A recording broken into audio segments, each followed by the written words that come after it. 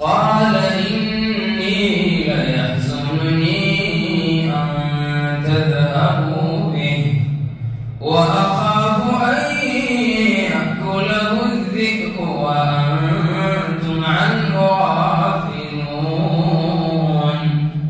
قالوا لئن أكله الذئب ونحن عصبة إنا إذا لخاسرون.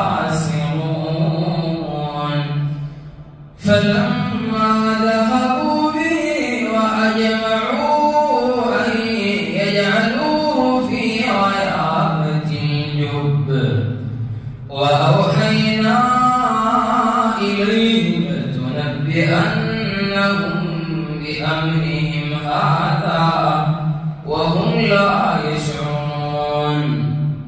وجاءوا أباهم عشاء يبكون.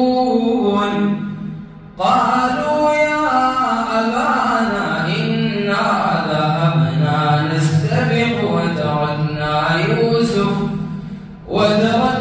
يوسف عند متاعنا فأكله الذئب وما أنت بمؤمن لنا ولو كنا صادقين. وجاءوا على قميصه بدم كذب.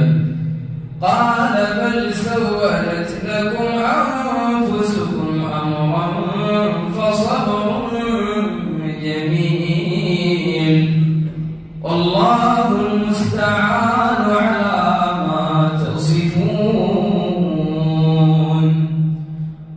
وجاء